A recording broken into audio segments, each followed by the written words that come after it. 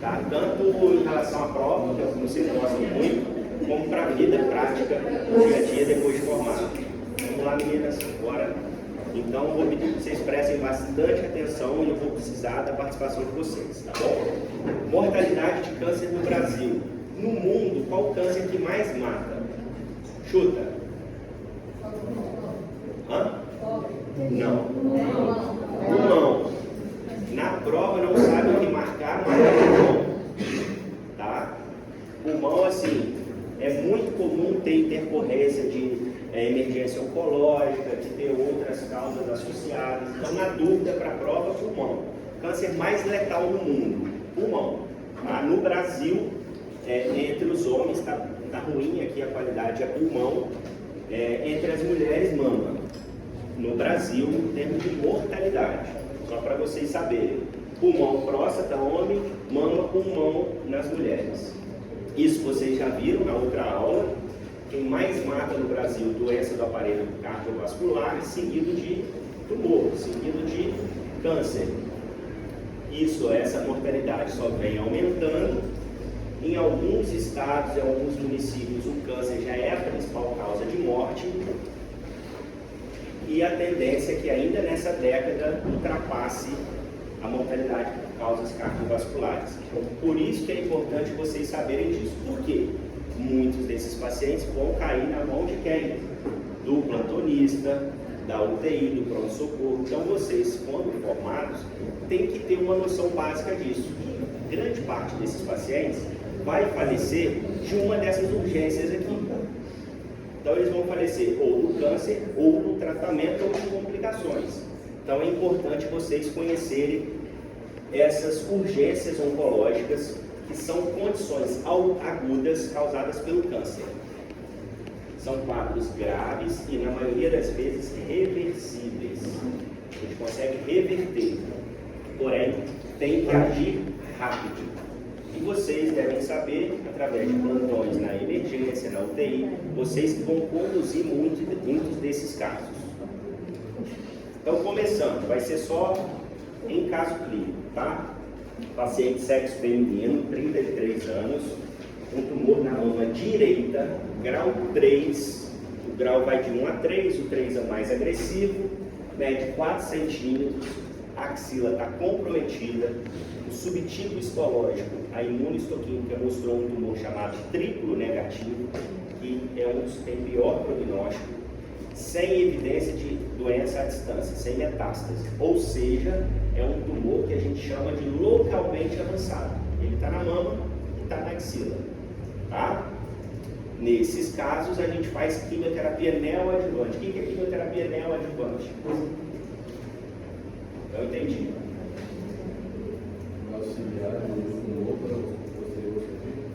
Prévia ao tratamento principal, prévia à cirurgia. Beleza? Questão de prova. E aí ela fez esse protocolo de quimioterapia mais imunoterapia e fez o primeiro ciclo.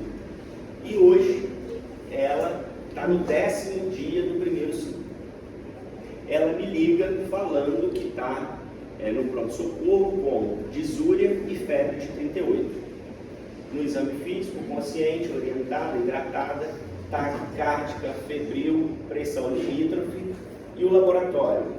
Discreta anemia pela químio, leucócitos 1.200, neutrófilos 420, 125 mil plaquetas, função renal normal. Hipótese diagnóstica. Como é que está a imunidade dela? Como é que está isso aqui? Está baixo. Como é que a gente fala em medicina imunidade baixa? Imunossuprimido. Imunossuprimido. Leucopenia. Nesse caso, neutropenia. Ela está com febre? Qual o nome dessa primeira síndrome? Pronto. A mais importante. Se eu fosse fazer a prova, eu ia cobrar isso. Então, mais importante do que tirar foto de slide é prestar atenção no que eu estou falando. Se eu fosse fazer a prova, eu ia perguntar isso para vocês, tá? Então, a hipótese diagnóstica, neutropenia febril. Então, vamos lá. Vida real. Bom dia, doutor Pedro. Dona TT amanheceu com febre de 39 graus. Tosse com um pouco de secreção, deu DEI de pirona, a febre baixou para 37,5. Estou achando ela meio confusa, confusão mental, falou que não tossiu, que está bem, enfim, não sei o que fazer. Sugiro levá-la no pronto-socorro para avaliação, fazer exames laboratoriais e imagem. Qualquer coisa me ligue porque eu estou em atendimento. Por quê? Pode ser uma neutropenia febril, é algo grave, a gente tem que agir rápido, então é melhor ligar porque eu posso responder no fim do dia. Então é o primeiro slide, tem que agir rápido. Beleza? Qual a definição? Qual a definição? Preste atenção.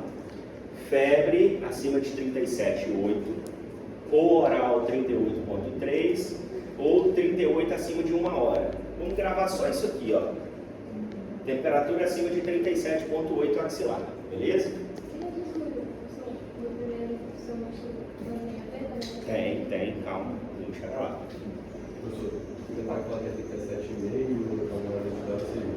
37,5 37,8, beleza? Com menos de 500 neutrófilos ou menos de 1000 em queda, com previsão de cair nas próximas 48 horas. Como é que eu sei isso? Eu faço a química, pessoal, ela não vai agir ali naquele exato momento. O nadir da química, o período que ela vai agir mais é depois de 7 a 10 dias, mais ou menos. É quando a imunidade cai. Lembre-se o seguinte, que eu falei na outra aula. A química é um tratamento que ela não sabe diferenciar o que é bom e o que é ruim. Ela vai matar o tumor, mas ela vai matar coisa boa, vai matar célula boa. Quando ela passa aqui no couro cabeludo, o que ela faz? Cai o cabelo, ela matou célula boa. Quando ela age na medula óssea, ela vai cair a imunidade. Então a químio matou o tumor dessa paciente, mas também matou as células boas, caindo a imunidade. Ela fez então a definição acima de 37,8 com menos de 500 neutrófilos ou 1000. Então, por exemplo, eu falei que o nadir é do 7º ao 10º dia, mais ou menos. Se no 5º dia está com 1000 e nem chegou no nadir, a previsão é que isso vai cair mais. Entende? Então é importante saber isso daqui. Menos de 500 ou menos de 1000 com previsão de queda. Tá? Definição é importante de neutropenia febril. Certo? Beleza? Os pacientes em tratamentos oncológicos têm o maior risco de infecção, por quê? Quebra de barreira e disfunção da imunidade. Essa disfunção é da própria doença e também, principalmente, do tratamento. Ocorre em 10 a 50% dos pacientes com tumores sólidos e mais de 80% do tumor hematológico. É uma das principais emergências oncológicas, com muita mortalidade e morbidade. Então isso a gente tem que saber, isso é muito comum no nosso time. Imunoterapia vai dar neutropenia febril? Habitualmente? Lembra que eu falei na primeira aula como é que funciona a imunoterapia e tal? Expliquei a diferença de químio.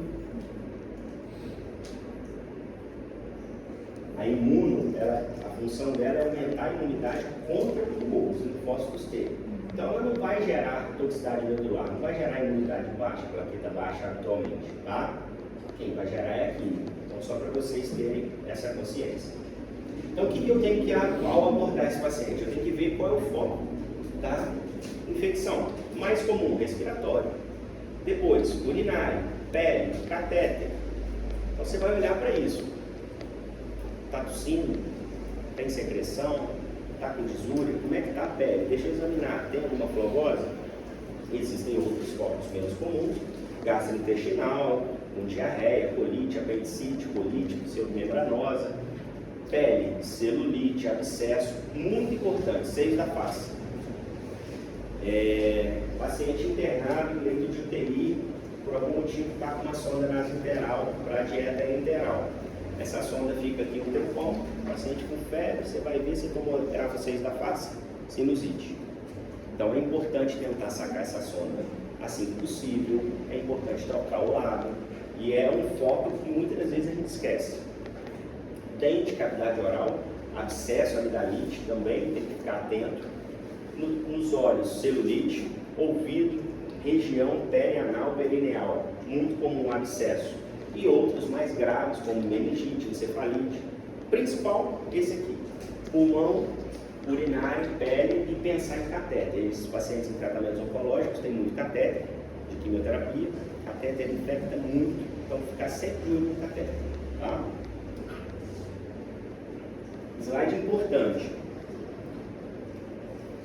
Se a gente, teoricamente, tem uma imunidade boa, não tem nenhuma neutropenia, fizer uma infecção, você vai ter um infiltrado, você vai ver aí um infiltrado que vai justificar uma alteração no raio-x. Agora, o paciente neutropênico, ele pode não ter nenhuma alteração no raio-x. Por quê?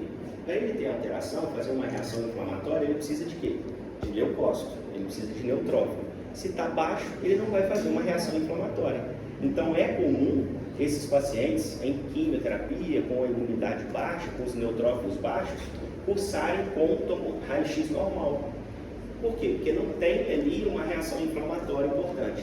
Além disso, é importante alguns outros quadros atípicos, ficar atento com outros quadros atípicos. Por exemplo, celulite sem muita área de flogose, essa pneumonia sem infiltrado e infecção urinária sem piúria. Então você vai fazer um EAS do paciente, não vai ter muita alteração. Os leucócitos vão estar normais. Aí depois você faz a cultura positiva foca da urina. Então ficar atento nisso, porque todos esses infiltrados, seja no pulmão, seja na infecção cutânea, alguma coisa, depende aí da imunidade. Se a imunidade está baixa, você pode não ter essa alteração. Beleza? Abordagem inicial. Isso é mais específico, mas vale a pena falar. Esse paciente chegou para mim no pronto-socorro, eu tenho que saber, eu vou tratá-lo internado, com antibiótico venoso, no hospital, ou eu vou liberar para casa. Lógico que isso tem a questão do feeling, ver se tem comorbidade, se não tem, como é que está o estado geral, sinais vitais, mas existe um score chamado MASC, que a gente consegue avaliar esse paciente. Então existem algumas características, a intensidade do sintoma, está assintomático, tem sintomas graves, e aí esse paciente vai pontuando. De acordo com a pontuação, eu classifico em alto risco ou baixo risco. E a partir daí eu defino se eu vou interná-lo ou se eu vou liberar para casa. Então isso é importante, lógico, não precisa decorar, eu não sei isso de cabeça. Hoje em dia você consegue ver isso pelo telefone, por aplicativo fácil, tá bom? Então isso aqui é só uma ferramenta para nos auxiliar como manejar esse paciente, onde tratá-lo, em casa, hospital, antibiótico oral, antibiótico venoso. Se ele tem mais de 21 pontos, ele é baixo risco. Se ele tem menos de 21, ele é alto risco, ele tem que ser internado. Vi esse paciente, fui lá, coloquei no score, classifiquei. Eu tenho que ver as comorbidades. Como é que é? Tem hipertensão? Tem diabetes? Tem doença coronariana? Tem sintomas localizatórios de infecção? Tem disúria? A nossa paciente no quadro clínico não tem disúria. Poxa, tem disúria, o foco pode ser urinário. Perguntar se faz químio, qual químio e o delta T da químio. O que é isso? Eu falei, na dia do 7 ao 14º dia. Se ela faz febre no primeiro ou no segundo dia, pouco provável que seja neutropenia febril. Não deu tempo da químio agir ainda. Então, por isso, perguntar o tempo da químio. Entre 7 e 14 dias, já liga o alerta. Esquema de químio muito específico. Tem químio que dá muita neutropenia, tem químio que baixa muita imunidade, a gente já sabe disso. Então, poxa, mulher, câncer de mama, fazendo a químio vermelha, ela baixa muito a imunidade. Então, ficar atento nisso. Perguntar se usou antibiótico recentemente, se teve alguma infecção, por quê?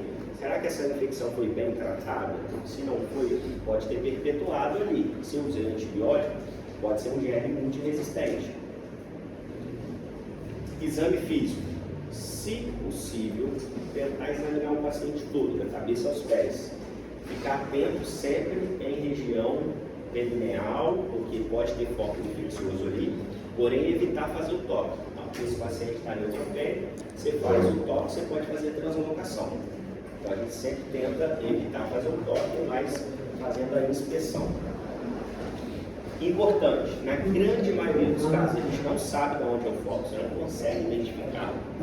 1/3 dos casos você não consegue identificar o agente. E lembrado que eu falei anteriormente, que nos pacientes imunodeprimidos existem as manifestações atípicas. Pneumonia sem infiltrado, infecção urinária sem piúria, tá? Então, o mais importante é avaliar o paciente como um todo. Idade, comorbidades, usou antibiótico, o que está fazendo de tratamento? Eu sei, está fazendo imunoterapia, não é comum ter isso. Está fazendo químio? É comum, eu vou ficar mais atento. No início da químio? Não, se eu fosse dar um caso clínico, eu ia falar febre no 7º dia, febre no 10º dia, pelo período nadir da químio. A químio ó, é um gráfico, vou mostrar aqui. A imunidade está aqui. Eu fiz a químio, ela começa a cair e depois ela sobe. Então, se for muito precoce, no primeiro, segundo dia, terceiro, pouco provável que seja uma neutropenia febril. Se for ao término da primeira, entre a segunda semana, o alerta liga. Mais comum de agente, bactérias e fungos, tá? Porque são a nossa colonização habitual. A gente é colonizado por bactérias. Por isso é importante conhecer a CCIH do seu hospital, saber quais os germes que estão ali. São germes mais resistentes, menos resistentes? Eu tenho que entrar pesado com antibiótico? Não tenho. O mais comum é germe gram-positivo, principalmente quando está associado a catéter de quimioterapia, catéter venoso central, tá? Porém é de menor gravidade. Agora, os gram-negativos, que é a minoria, eles são mais graves, eles podem gerar choque séptico. Então, quando eu trato esse paciente, o meu foco é tratar o gram-negativo. Por quê? Apesar de ser menos comum, é o que mais grave. É o mais grave e o que mais mata. Beleza? Isso é importante, tá? Aí aqui tem os germes mais comuns, gram-negativos. E. coli, gram-positivo, estáfilo, principalmente pelos catéteres, tá? Outros germes menos comuns, mas isso não é tão importante. O que fazer quando eu estou diante de um paciente com uma suspeita ou uma neutropenia febril? O que eu tenho que fazer? Exame de sangue. O que a gente pediria de exame de sangue? O que você pediria de exame de sangue? Ó, hemograma, lógico. Certíssimo. O que mais? Isso. PCR. Beleza. Função renal. Função hepática. Né? Potências livres. Raio-X. Se sintomas respiratórios considerar sempre. A gente sempre vai fazer raio-X. Por quê? É um dos principais focos. Lembra? Pele, pulmão, urina. Então, raio-X teoricamente é fácil, a gente consegue fazer em praticamente qualquer lugar. Sempre lembrar de colher culturas, tá? 2 hemoculturas. Se tiver catéter de químio, colhe no catéter. Se tiver catéter central, colhe no catéter central. E colhe periférico, tá? Importante. Galera do fundão, importante. Questão de prova. 2 hemoculturas.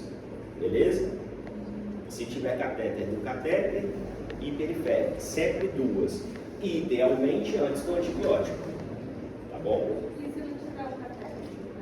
Colhe periférica de 2 lugares. 2 lugares diferentes.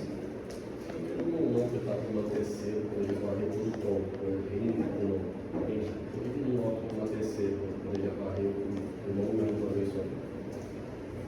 Quando você trabalhar, você vai trabalhar em postinho tal nem registro. Não por isso. Se você tiver acesso, tranquilo. Não vejo problema nenhum, acho até bom. Mas o problema é o acesso. A maioria dos lugares não vai ter. Postinho de saúde, Peru, Sambu, lugares mais afastados, talvez nem raio-x você tenha. Mas se você tiver acesso, não vejo problema nenhum. Basicão é isso aqui.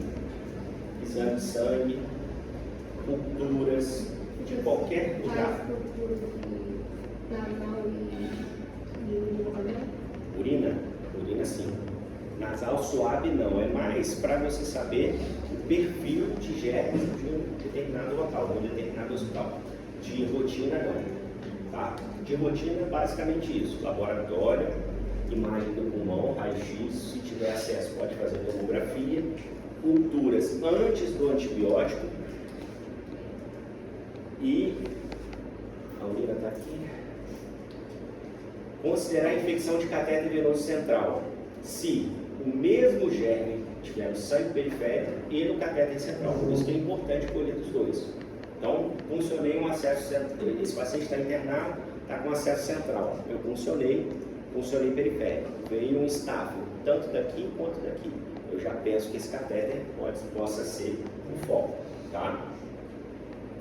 Outras culturas, urinocultura. Sempre fazer, porque urinocultura teoricamente é fácil, tá? Secreções, líquor, pode fazer, mas aí você tem que ter uma suspeita maior. Não vai fazer de rotina colher um líquor de um paciente neutropênico febril, que é raro o foco ser dali, tá?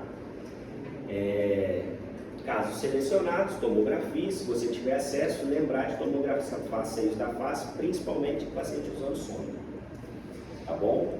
Então, na prática, eu estou lá, chegou um paciente com quimioterapia, o que você vai fazer? O que você vai pedir? Você lembra? Vocês vão me agradecer. Todos falados. Fala aí. Vou pedir um hemograma, plaquete, PCR, DDS, infarto renal. Isso. Vou colher duas hemoculturas de sítios diferentes, se tiver catéter no sítio periférico, antes de entrar com antibiótico. E exame de imagem, raio-x, é o que a gente tem disponível. Urina. Lembrar da urina, urinocultura. Tá? Importante.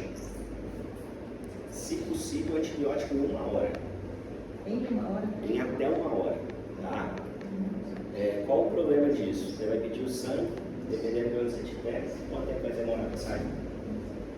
Então, assim, não está errado você estar com um paciente desse, paciente em tratamento oncológico, com febre. Você está lá no postinho longe, lá, não vai conseguir exame de sangue, ou só no dia seguinte, faz antibiótico. Calma. Faz antibiótico. Depois você vê o que vai dar. Ok? É isso aí, antibiótico pesado, tá certo? Então, beleza? Esse paciente chegou na minha frente, está sentado, uma provinha, sei lá, se alguém me perguntar, o que eu vou fazer com ele? Examinar, pedir exame de sangue, exame de urina, culturas, periférica, central, raio-x, beleza? Tranquilo? Fundão aí, beleza?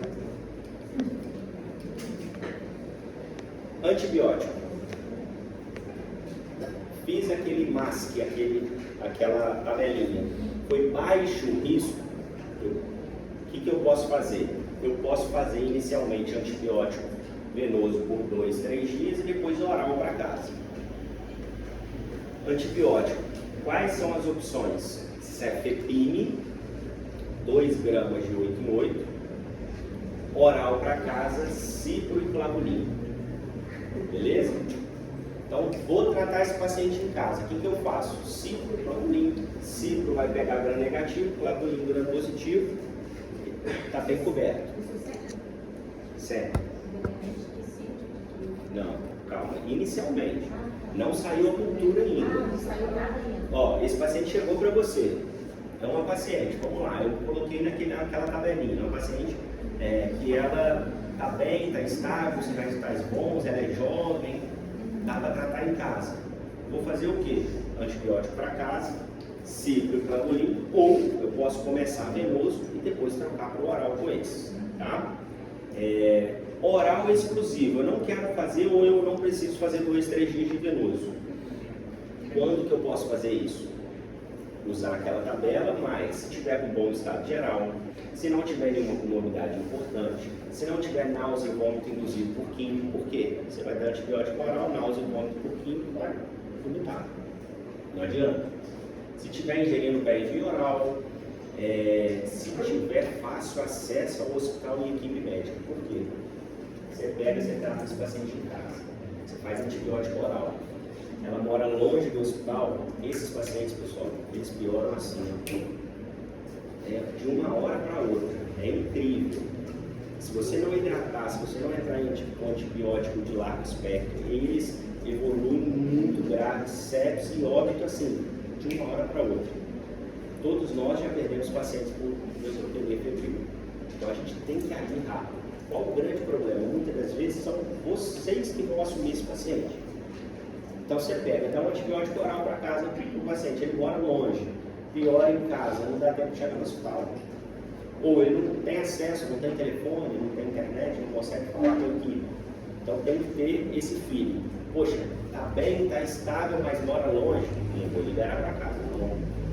Ó, não consegue falar com ninguém, sócio cultural baixo, não tem grana para comprar antibiótico, que é muito comum, não tem internado. Tá? Agora, se eu for ficar internado, eu vou fazer o quê? Cefepime, 2 gramas de 8 em 8, meropenem, emulsão, e o famoso Tazocin, 4,5 de 6 em 6 horas. Tá? Então vamos lá. Vou liberar para casa, ciproflavulina. Ou dá para liberar, mas vou fazer 2, 3 dias de antibiótico venoso, depois ciproflavulina. Vou internar de cara, cefepime, meropenem, Tazocin. Importante falar da cultura. O que acontece em relação às culturas que vocês perguntaram? Esse paciente vai chegar, vou culturar sangue, vou culturar urina. A cultura vai demorar uns 3 dias para sair. Depois de 3 dias, saiu um germe sensível a cipro. Eu vou descalonar o antibiótico. Eu vou tirar, por exemplo, o Tazocin, que é um tiro de canhão, que é germe que pega largo espectro, e vou selecionar de acordo com a minha cultura, por isso que ela é importante. Tá? Então a cultura a gente sabe que demora, eu vou inicialmente manter largo espectro, e depois de 2, 3 dias eu descalono para aquele antibiótico que for capaz de combater a bactéria. Tranquilo? Beleza? Isso é extremamente importante para a vida prática de vocês. Tá bom?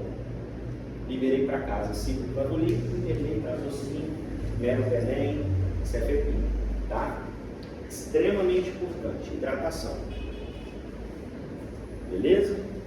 Chegou esse paciente, você hidrata, você pede os exames, inicia antibiótico.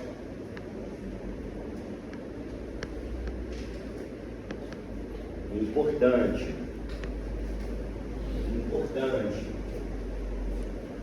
Terceira vez, importante. Quando eu associo vancomicina naqueles antibióticos inicialmente, se houver instabilidade de hemodinâmica, ou seja, aquele paciente está chocado, aquele paciente está tenso, está taquicárdico, é maior risco de ter uma sepse por gram positivo, ou o gram positivo está associado a isso. Associe o vanco, tá? Mucosite grave, mesma coisa. Infecção de pele, lógico, a gente sabe que a pele é mais comum gram positivo. Catéter e, obviamente, se tiver um gram positivo isolado na hemodinâmica. Beleza? Posso tirar esse slide? O colega saiu da sala, ainda não vai. Beleza? Slide extremamente importante. A pneumonia bilateral é menos comum. Muito detalhado para vocês.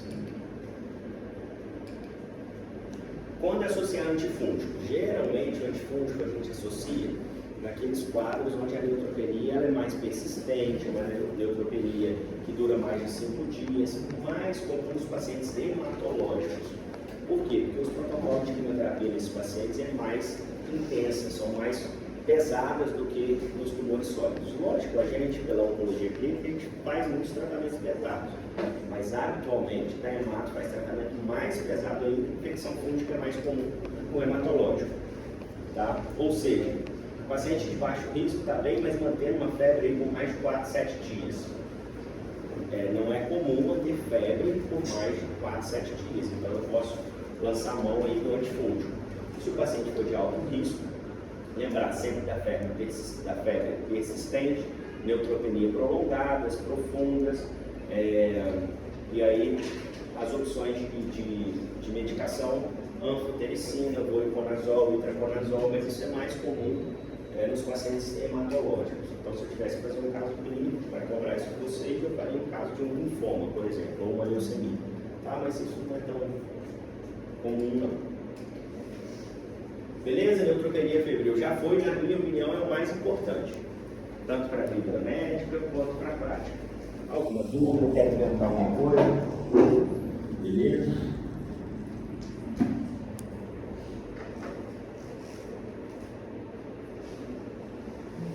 Pode usar o tabuleiro de assistência?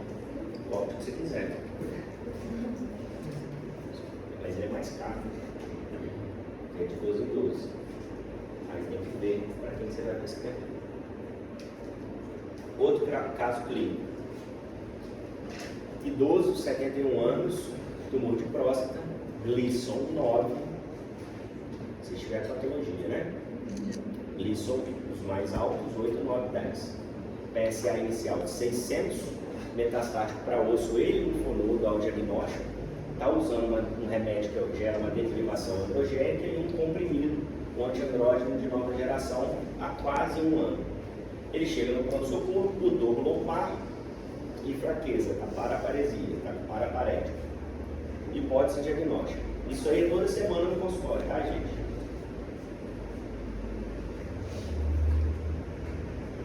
Alguém?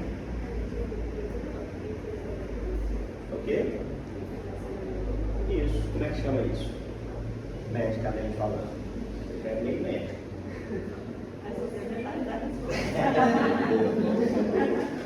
Você está certo. E aí? Hã? Pode falar assim. Hã? Não. Tumor, saiu da onde ele nasceu. De onde que ele nasceu aí? Tumor de próstata, gosta de ir para onde? O osso. Ele foi para o osso da coluna. O que passa no meio do osso da coluna? A medula. O que ele fez com a medula? Comprimiu. Então é símbolo de compressão medular. Beleza? Isso vocês têm que saber, tá? Vamos lá. Continuando. Terça-feira, minha mãe observou que ele tem tido fraqueza. Essa é a palavra-chave. Fraqueza nas pernas. Não conseguiu se manter em pé. Na madrugada referiu dor abdominal, constipação. Liguei para o 92 para buscar, porque eu não conseguia andar. Então, olha só, hein? Fraqueza nas pernas, não consegue ficar em pé, não consegue deambular. Dor forte. Foi na ambulância, queria ver a possibilidade, acho que está tendo uma queda bem rápida no estado geral. Internou no hospital. Aí depois, por algum tempo, meu pai já está em casa, o neurocirurgião liberou, mas a conduta será radioterapia. Isso é o dia a dia, tá? Isso é o dia a dia. No consultório, você está sentado, chega aquele senhorzinho, primeira vez, nunca foi ao serviço. O meu na coluna, câncer de próstata. Você tem que pensar nisso. Ou você recebe uma mensagem dessa, tem que ficar na cabeça. Quem? Câncer de próstata, câncer de pulmão, muito comum, e outros que eu vou citar. Tá? Compressão medular, encarceramento compressivo do saco dural, que envolve a medula espinhal ou cauda equina, causado por metástase epidural ou um tumor maligno localmente avançado. Você tem aqui um tumor comprimindo e infiltrando aqui na medula. Tá?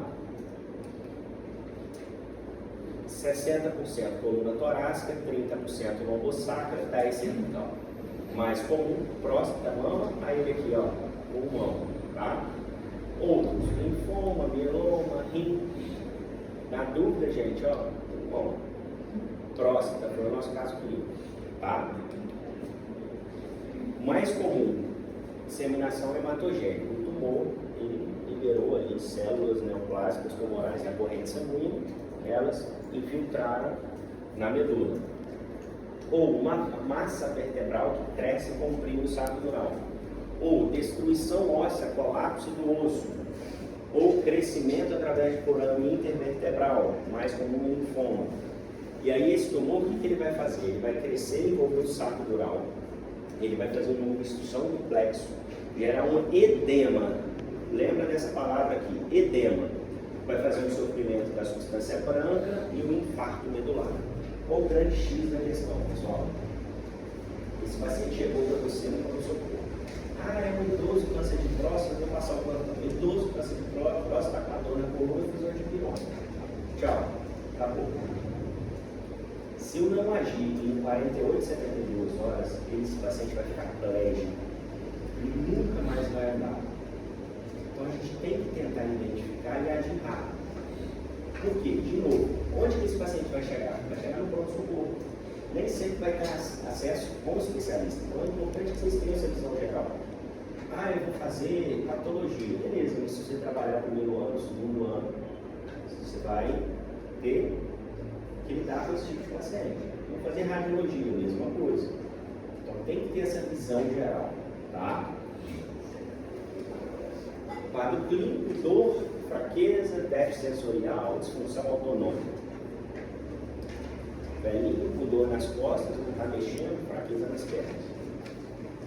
Diagnóstico, exame de imagem, tá? Método de escolha, eu estou num lugar tranquilo, no hospital bom, o que eu vou fazer? Ressonância é o melhor exame. A ressonância é o melhor exame, tá? E, idealmente, da coluna toda, por quê? Esses pacientes têm mais de um sítio com uma topografia afetada. Agora, dia a dia, meu dia a dia, tomografia, você não consegue fazer ressonância fácil, você não consegue fazer ressonância de urgência. É muito difícil, até no setor privado. Então, o que você faz? Tomográfico, tá? Tem que fazer imagem, raio-x não serve, tá? Ressonância, idealmente, tomografia na prática. Se possível, de toda a coluna. E aqui é só algumas imagens para você ver, tá? E aí, o que eu tenho que fazer? Tratar a dor. Esses pacientes têm muita dor. E aí vocês vão pegar a aula de aula de outro. Então, vocês vão aprender a tratar a dor. Evitar complicações, tentar preservar ou melhorar a função neurológica, adequar o tratamento de acordo com o volume de doença e expectativa de vida. Exemplo prático. Exemplo meu, vou dar um exemplo meu. Tem um senhorzinho que é um de Macaé, com de próstata. Ele chegou com um quadro desse aí para mim, e aí nós conseguimos operá-lo. Operou, resolveu, a compressão do nó ficou velha. Um ano depois, a mesma coisa, em outro sítio. Ele já estava pior, não dava para operar, a gente fez aqui radioterapia. Resolveu. Beleza. Uma terceira intercorrência dele, ele chegou infartado para mim. Foi na UPA, caso real, foi na UPA, liberaram ele com dor torácica, várias comorbidades. Chegou, pediu ajuda a um colega que faz cardio, rodou o elétrico na hora e tal, resolveu, era infarto, fez angioplastia, resolveu. Agora, recente, ele chegou com uma nova compressão medular. Só que ele já está em tratamento há mais de 3 anos. O prognóstico dele é muito ruim. A sobrevida dele é menor do que 3 meses. Ele tem várias comorbidades e infartou. Então, nesse caso, a gente adequou o tratamento para ele. Eu não tinha possibilidade de operar. Eu não tinha possibilidade mais de irradiar, porque eu já irradiei o local que estava comprimido. Então, nesse caso, a gente fez só cuidados clínicos exclusivos. A gente tratou a dor dele. Eu ajustei o tratamento de acordo com o quadro dele, expectativa de vida. Tá? Mas na prática, vocês, o que vocês vão fazer? Controlar a dor, opioide, dipirona, anti-inflamatório, a doutora Fernanda vai ensinar. Tramadol, morfina, vai resolver a dor. Evitar complicações e preservar a função. Como é que eu faço isso? Primeira coisa, corticóide. Lembra lá no primeiro slide que eu falei, edema. Lembra dessa palavra. Como é que eu vou reduzir o edema? Corticóide. Qual corticóide que vocês fariam? Dexametasona. Tá? Então, é extremamente importante fazer a dexametasona porque ela melhora a reação inflamatória local, vai diminuir o edema e vai melhorar bastante o quadro desse paciente, a dor também. Lembrar que sempre que eu faço corticoide em altas doses, porque esse caso, idealmente você vai fazer um ataque de 10 mg, uma ampola toda, por exemplo, e depois você vai fazer 4 mg de 6 em 6, de 8 em 8, então você vai fazer corticoide em altas doses. Tomar cuidado com translocação de estrongiloide, por exemplo. Tá? Então sempre fazer ivermectina para esses pacientes. Tá? Isso aí é mais objetivo, é mais específico, mas é importante. Fiz corticoide em altas doses, faço ivermectina também. Tá? Vou tratar a dor, dipirona mais tramal, dipirona mais codeína, já usa tramal, dipirona mais morfina, anti-inflamatório, beleza? E aí eu tenho que resolver o problema. Está comprimindo, o que eu vou fazer? Ou eu vou fazer radioterapia, ou eu vou fazer uma neurocirurgia. É isso. Chegou para você não é especialista, o que você vai fazer? Vai pensar, vai pedir exame de imagem, vai tratar a dor, vai fazer corticoide, vai ligar para alguém. Quem é esse alguém? O neurocirurgião ou o radioterapeuta. Não sei o que fazer, bem os dois. Quem chegar primeiro vai ajudar a resolver. É muito idoso, muitas comorbidades, expectativa de vida baixa, não vou operar, vou fazer a rádio. Eu estou lá no interior, não tem rádio, a gente tem déficit de radioterapia no nosso país, não consigo fazer rádio, a neurocirurgia é mais fácil, vai fazer neurocirurgia. Em alguns casos, como linfoma, alguns outros tumores muito quimiosensíveis, você talvez nem faça um dos dois, você faz logo a quimioterapia. Mas é mais raro, tá?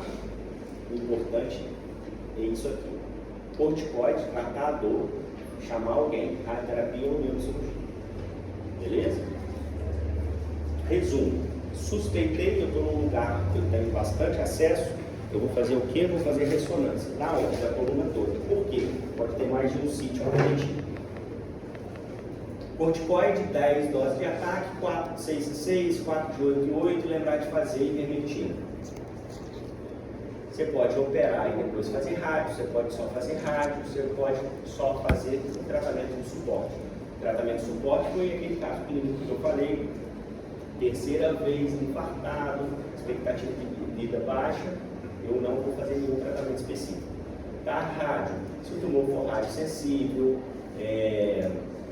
se for uma instalação mais lenta, se for mais rápido. Então tem essas peculiaridades. Na prática, vocês falando um dos dois aqui está ótimo, cirurgia ou radioterapia. Foi. Se eu tivesse que fazer a prova, ou eu faria de esterotomia febril ou compressão medular, porque eu acho que é o que mais tem, os outros menos que isso. Então eu acho que eu compraria um dos dois. Tá bom? Beleza?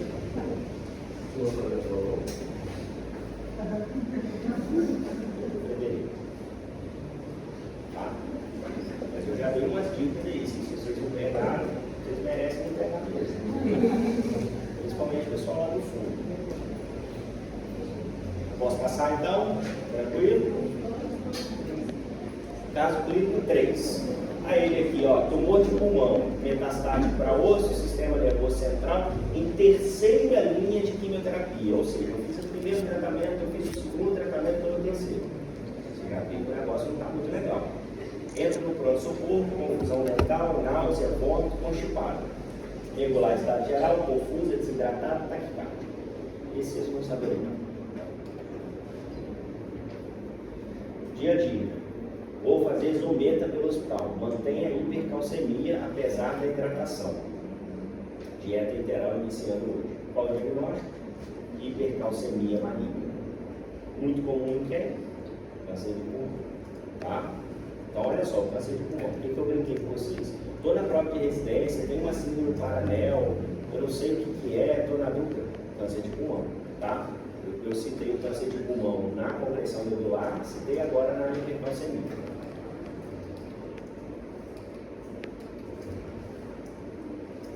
Cálcio acima de 10,5, e aí você pode fazer o corrigido pela albumina, tem essa fórmulazinha. Algumas provas de residência cobram isso, tá? Tem muito tempo que eu não faço prova, mas na minha época eles cobravam saber essa fórmulazinha de cabeça. Ou cálcio ionizado acima do valor normal, tá? Mais de 20% dos pacientes oncológicos, é a síndrome paralelo mais comum, é um marcador de mau prognóstico. Você viu o caso dele que eu coloquei? Terceira linha, já não está respondendo e tal, fica atento nisso. Mais comum, câncer de mama, pulmão, mieloma. Tá? Apresentação clínica. Vários sintomas, gastrointestinais, neurológicos. Então, náusea, vômito, alteração de hábito intestinal, fadiga, letargia, alteração no eletro, fraqueza muscular. E tudo isso se dá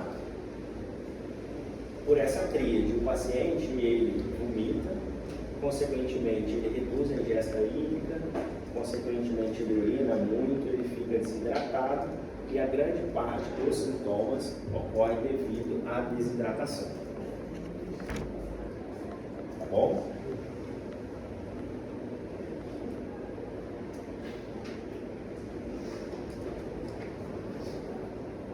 Existem várias causas, uma secreção do peptídeo relacionado ao PTH, uma produção ectópica do PTH, superprodução de 1,25-OH vitamina D, metástase óssea ou osteólise. É outra causa. O tratamento consiste nisso. O importante é hidratar. Esse paciente vai estar desidratado, ele vai estar seco. Soro, muito soro fisiológico, muito soro. Se você tiver acesso, bisfosfonato, que é aquela mensagem que estava, que é o Zometa. A gente usa muito na hipercalcemia. O problema do Zometa é que ele vai agir depois de 2, 3 dias. Então, se eu tiver acesso, eu uso a calcitonina, que ela funciona ali nos primeiros 2, 3 dias. Então, eu estou num lugar tranquilo, eu tenho acesso a tudo, eu hidrato. Faço a calcitonina, que ela vai agir agora. Depois eu faço o Zometa, que ele vai agir mais para frente. Tratar a doença de base, ou seja, mudar a quimioterapia ou iniciar a quimioterapia, tá? Corticoide também é uma opção. Vamos embora para a quarta. Se tiver uma boa performance, se tiver uma boa opção de tratamento, a gente vai fazer. O tratamento, ele não pode fazer mais mal do que bem. Então vamos lá. Quarta linha, geralmente, já não funciona tão bem. É um tratamento muito tóxico. Eu não vou fazer. Poxa, é a quarta linha, a chance de resposta é menor, mas é um tratamento tranquilo. Eu posso tentar. Mas aí vai depender da idade, das comorbidades, da performance. Lembra? A performance da primeira aula que eu dei? 1, 2, 3, 4. Então vai depender muito disso também. Tá? Mais importante que isso aí, pessoal, hidratar, Zometa, calcitonina, lembrar da furosemida. Furosemida é diurética, uma excelente medicação, mas esse paciente no início ele está desidratado. Então você não pode fazer a furosemida no início. Eu tenho que hidratar ele bem para depois fazer a furosemida. Tá? Que apesar do sódio, ou está baixando o sódio, porque Eu entendi. na mensagem ela estava falando que apesar do sódio, ou está baixando o Lembrar. de sódio. Apesar da hidratação, veremos sódio. Mantém o sódio que está aumentado, não está. Eu acho que esse paciente, ele estava desidratado, consequentemente ele fez uma hipernatremia por estar desidratado. Não tem relação com a hipercalcemia. Não.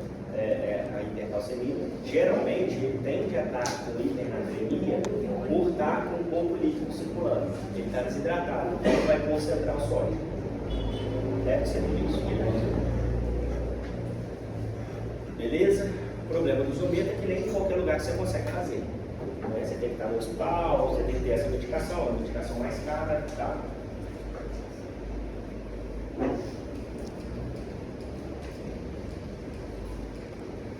Aqui o tratamento detalhado, não vem ao caso para vocês, tudo que eu falei, hidratação, que é o mais importante, a furosemida, mas lembrar de não fazer de cara, hidratar bem esse paciente primeiro, e aí depois você vai fazer o Zometa, você pode fazer a calcitonina, tá? Foi. 54 anos, outro câncer de pulmão, agora é o epidermoide, metastático, só que ainda não tratou, vídeo de tratamento. Deu entrada no pronto-socorro, apresentando pletória facial, edema na face, nos membros superiores, tosse e estridor. O raio-x mostra alargamento de mediastino. Qual a hipótese? Isso. Pois você sabe isso, mas não soube complexo muscular? Apenas na sessão segunda. Claro, onde dá o provinho? Isso aí é legal, isso aí a gente vê também com uma frequência razoável.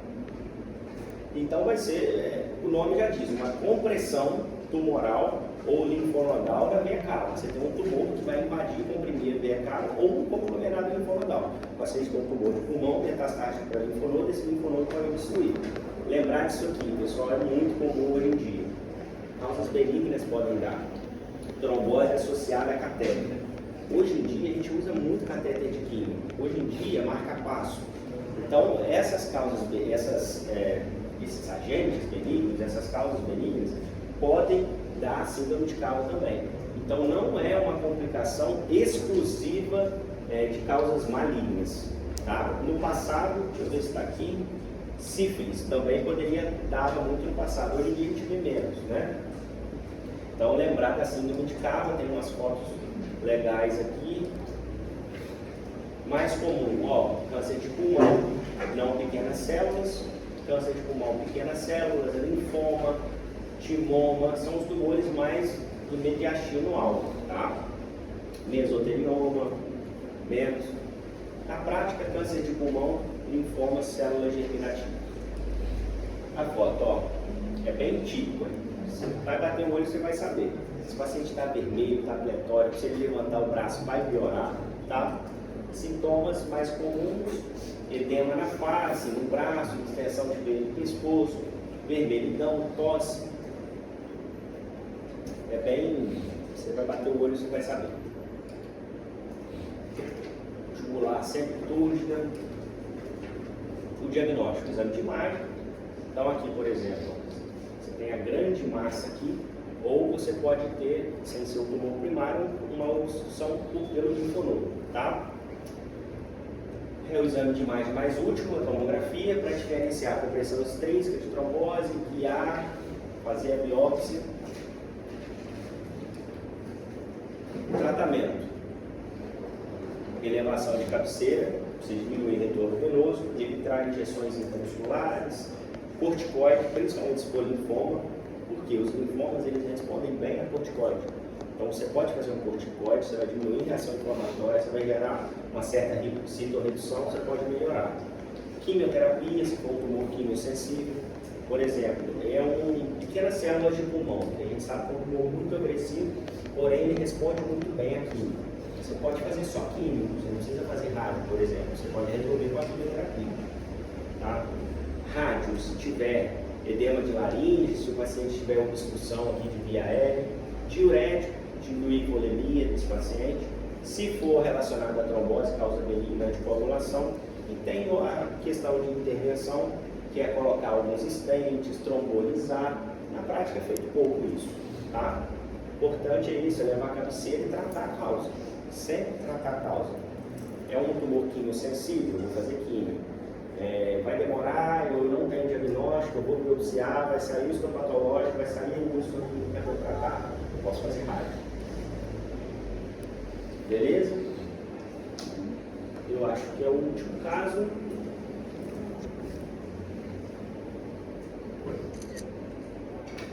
É, 21 anos, linfoma Burkitt, fez o primeiro ciclo de químio há um dia.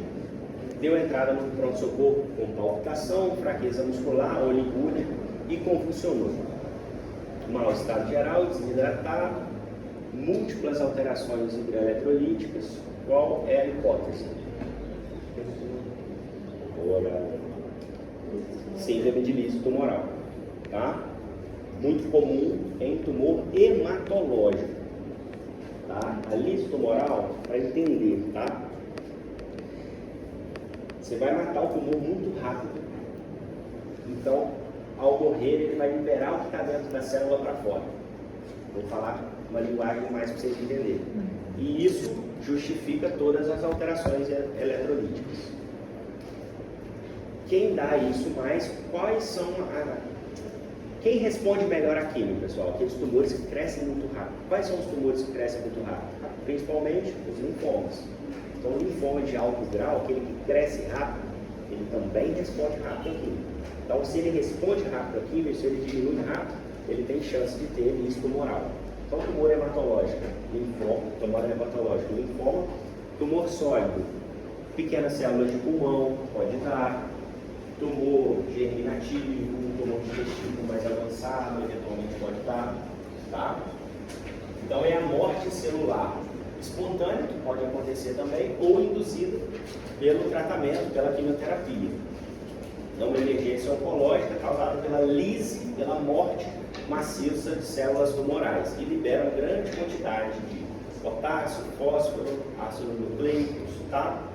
É mais raro, ocorre mais em tumor hematológico, por quê? Alta proliferação, muita massa tumoral, muita sensibilidade à química. Geralmente, após o início de quimioterapia citotóxica, ou seja, eu fiz a química no primeiro e segundo dia. Diferente da neutropenia febril, leva 7, 10 dias.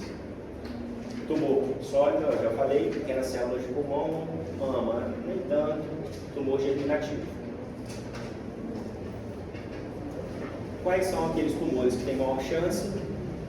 Alta taxa proliferativa, quimiosensível, tumores bulks, tumores grandes, infiltração renal ou obstrução. Por quê? Esse paciente geralmente ele tem uma função renal ruim. Por isso ocorre mais aqui, nos nefropatas, pacientes desidratados, hipotensos ou que usam anti-inflamatório, droga nefrotóxica. Ou seja, tem que ser uma combinação do tumor e do paciente. Paciente que usa anti-inflamatório, idosinho, beclopilíquico, função renal já é mais ou menos, tem uma doença renal crônica conservadora. Então sempre tem que ficar atento a isso, tá? Passar, patologia. Lembrar que para a gente fazer esse diagnóstico, tem os critérios de Kyle Bishop. Isso vocês vão decorar no 6º ano para a prova de residência, tá? E aí tem que decorar até os números. E aí você tem que associar critérios laboratoriais com clínicos. E aí o que eles cobram na prova de residência? Vocês acham que é muito difícil para a prova de residência não, né? Assim, né? Eu vou botar lá, letra A, B, C ou D. Aí na letra A eles vão colocar potássio alto, na letra B potássio baixo, depois o cálcio alto, o cálcio baixo, você vai ter que saber um por um e marcar. Então é uma prova, eu tenho certeza absoluta que isso vai cair em alguma prova de residência. Eles pegam detalhezinhos. Mas para a prova de vocês não precisa decorar. Eu acredito que não. Então lembrar, mais precoce, diferente da neutropenia febril, náusea, vômito, dor abdominal, geralmente o paciente está mais seco, mais desidratado, pode ter arritmia e chegar até mesmo crise convulsiva. Profilaxia, se eu tenho um paciente idoso, se eu tenho um paciente que tem uma doença hematológica, eu tenho que tentar evitar essa crise. Como? Eu posso internar esse paciente, eu posso hidratar, fazer soro fisiológico, manter uma volemia boa. E existem algumas medicações que a gente pode fazer, como o alopurinol. Tá? O alopurinol, ele inibe a xantina oxidase, então é uma medicação muito utilizada para o tratamento da lise tumoral. Então, idealmente, a gente tenta evitar que aconteça esse quadro, né? Eu quero evitar, porque tratar pode chegar até mesmo a diálise. Então eu vou identificar precocemente, eu vou fazer a profilaxia, ficar dosando eletrólitos. Geralmente, pessoal, esse paciente tem que ficar na UTI, porque você tem que monitorizar, fazer laboratório às vezes mais de uma vez por dia. Você tem que avaliar débito urinário, muitas das vezes fazer hemodiálise, então geralmente unidade fechada, tá? Era isso. Agora eu vou voltar.